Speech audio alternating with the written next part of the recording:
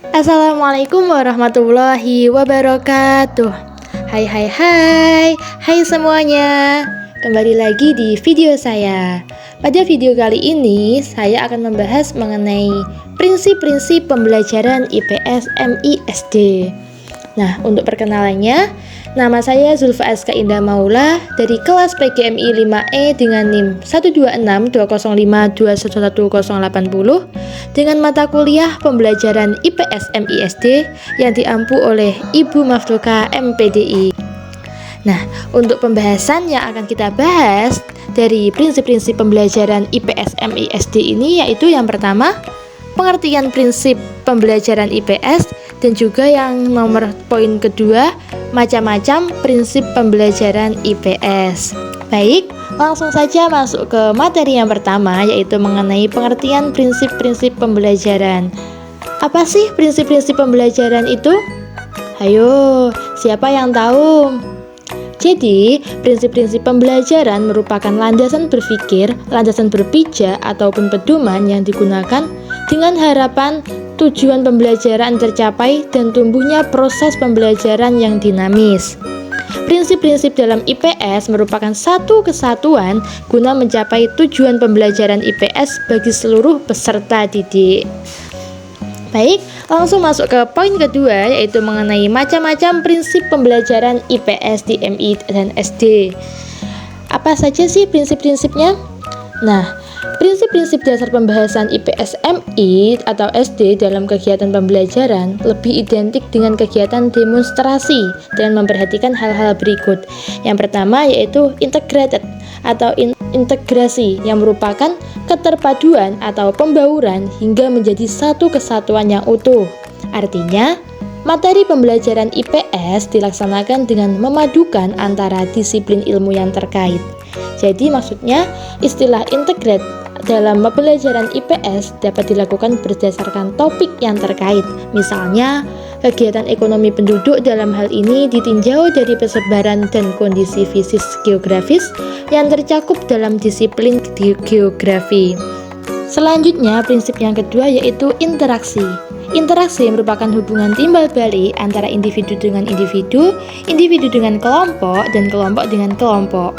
Dalam prinsip ini, IPS menjadi dasar pengenalan dan pengetahuan peserta didik mengenai interaksi, sehingga diharapkan peserta didik menjadi terbiasa untuk berinteraksi dan bekerja sama dengan sesama, sehingga karakter sosialnya juga bisa terbentuk.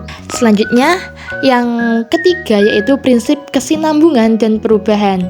Maksud dari kesinambungan di sini adalah pembelajaran IPS harus berkesinambungan atau saling berhubungan. Jadi misalnya materi mengenai sejarah Indonesia itu harus saling berkesinambungan mulai dari awal hingga akhir agar alur sejarahnya jelas dan bisa dengan mudah dipahami oleh peserta didik. Sedangkan prinsip perubahan dalam konteks ini dimaksudkan bahwa individu, kelompok, ataupun masyarakat seiring dengan berjalannya waktu serta perkembangan ilmu pengetahuan dan teknologi semua mengalami perubahan.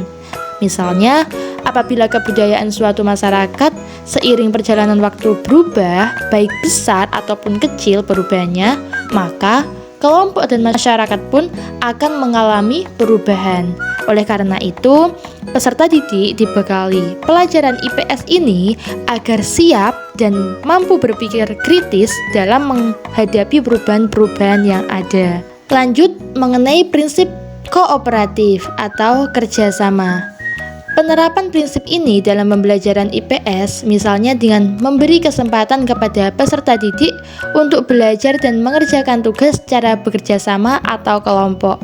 Namun, belajar kooperatif ini lebih dari sekedar belajar kelompok karena dalam belajar kooperatif ada struktur dorongan atau tugas yang bersifat kooperatif sehingga memungkinkan terjadinya interaksi secara terbuka. Baik, langsung ke prinsip selanjutnya yaitu prinsip konstekstual.